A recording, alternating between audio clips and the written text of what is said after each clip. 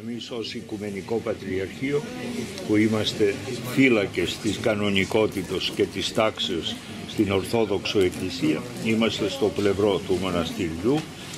Δυστυχώς αυτοί οι αδελφοί μας που κατέχουν σήμερα τη Μονή Εσφυγμένου αποδεικνύονται εκ των πραγμάτων αμετανόητοι.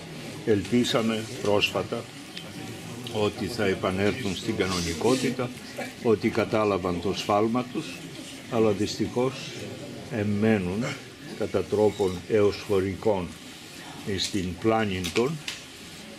Από την άλλη πλευρά ο Άγιος Καθηγούμενος, ο συνονόματός μου, και οι άλλοι πατέρες της Μονής, οι κανονικοί αδελφότης δηλαδή, αγωνίζονται με όλα τα νόμιμα και κανονικά μέσα για την επικράτηση του δικαίου και είμεθα βέβαιοι ότι στο τέλος θα δικαιωθούν και από τα ελληνικά δικαστήρια, ήδη δικαιώθησαν, αλλά και από την ιστορία, ότι θα εκκενωθεί το μοναστήρι αυτό το ιστορικό από την σχισματική αδελφότητα η οποία το κατέχει και το κατακρατεί και θα εγκατασταθούν οι πατέρες απ' εδώ με επικεφαλής των Άγιων Καθηγούμενων για να συνεχίσουν την κανονική πορεία και την ιστορική προσφορά και διακονία της Μονής Εσφυγμένου. Εκεί έζησαν και προκάτοχοί μου Οικουμενικοί Πατριάρχοι πριν ανέλθουν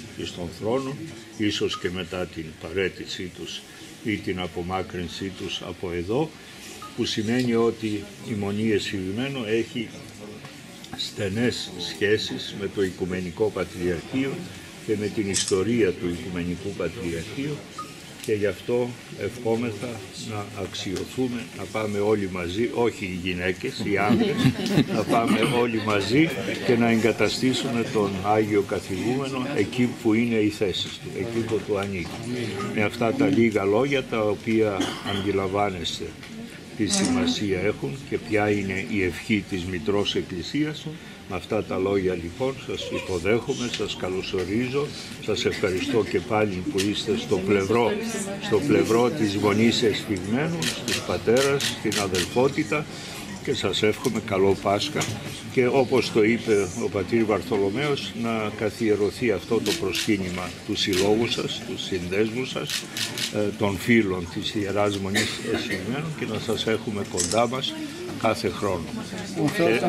Και τέτοιες χρονιάρες μέρες της Αγίας και Μεγάλης Τεσσαρακοστής. Ο Χριστός εν το μέσο ημών. Με πολύ πατρική χαρά και συγκίνηση δέχθηκα για μία ακόμη φορά στην έδρα της Μητρός Εκκλησίας τον οσιολογιότατο καθηγούμενο της Ιεράς Μονής Εσφυγμένου και τον πατέρα Γαβριήλ που τον συνοδεύει, και αυτή η επίσκεψή των με φέρνει πίσω νοερός εις το Άγιον Όρος, εις τα σεβάσματα της πίστεώς μας, το Άγιον Όρος το οποίο συν Θεό θα επισκεφθώ για μια ακόμη φορά εις το τέλος του προσεχούς Μαΐου, όπως συμφωνήσαμε πρόσφατα με τον κύριο διοικητή που ήταν εδώ στο φανάρι, και ιδιαιτέρως η σκέψη μου στρέφεται προς την Ιερά Μονή Εσφυγμένου, την μεγάλος ταλαιπωρηθήσαν τα τελευταία χρόνια και δοκιμαζομένη εξακολουθητικός. Ευχόμεθα να εφαρμοστούν οι αποφάσεις των ανωτάτων δικαστηρίων της Ελλάδος, να εκκενωθεί από την σχισματική αδελφότητα και να εγκατασταθεί η νόμιμος και κανονική αδελφότης στους χώρους της ιστορικής και παλαιφάτου αυτής Μονής. Συγχαίρω την νέα αδελφότητα η οποία αγωνίζεται δια το δίκαιο και δια το κανονικό της υποθέσεως.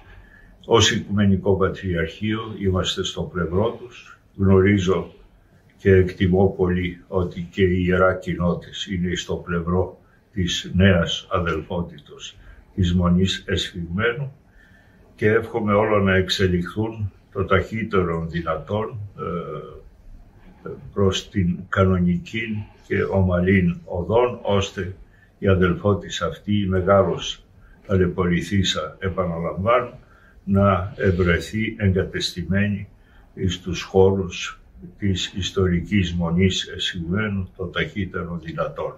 Επί τη ευκαιρία συγχαίρω τον Άγιο Καθηγούμενο, ο οποίος ασκεί και ένα ευρύτερο λειτουργήμα διαφωτίσεως των πιστών της κοινής γνώμης για τα κανονικά και τα ορθόδοξα πράγματα, με τις ανακοινώσεις και με τα κείμενά του, και εύχομαι να πέφτει ο σπόρος του λόγου του σε γην αγαθήν και να καρποφορεί για την σωτηρία ψυχών και για το ευρύτερο αγαθό. Η ευχή μου και η ευλογία της Μητρός Εκκλησίας να είναι με όλους σας. Παναγιώτατε, Πάτερ και Δέσποτα, καλώς ήρθατε στο ταπεινό αντιπροσωπείο μας. Μέσα σε αυτή την αναστάσιμη περίοδο της χαράς, η παρουσία σας εδώ στο Άγιον Όρος και ιδιαίτερα εδώ στο αντιπροσωπείο της Μονής Εσφυγμένου μας έχει αυξήσει ακόμη περισσότερο αυτή τη χαρά την αναστάσιμη και νιώθουμε ως οι μαθητές του Χριστού όταν αντίκρισαν τον ίδιο τον Χριστό.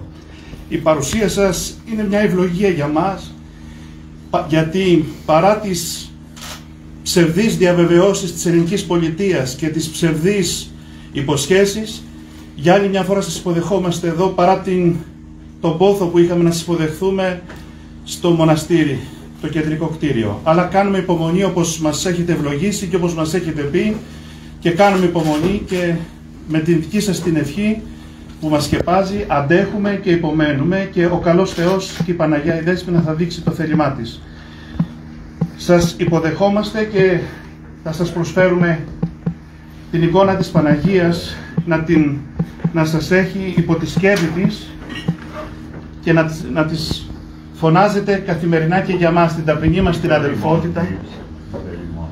Το κάνω πάντοτε, Άγιοι Καθηγούμενε, μέχρι και πρόσφατα, δεν μπορώ να πω λεπτομέρειες, μέχρι και πρόσφατα έκανα μία προσπάθεια υπέρ του δικαίου, υπέρ της Εκκλησίας, υπέρ του αγαθού του Αγίου Όρους, διότι η τελική επίλυση του προβλήματος εσφυγμένου θα είναι επαγαθό πάντων.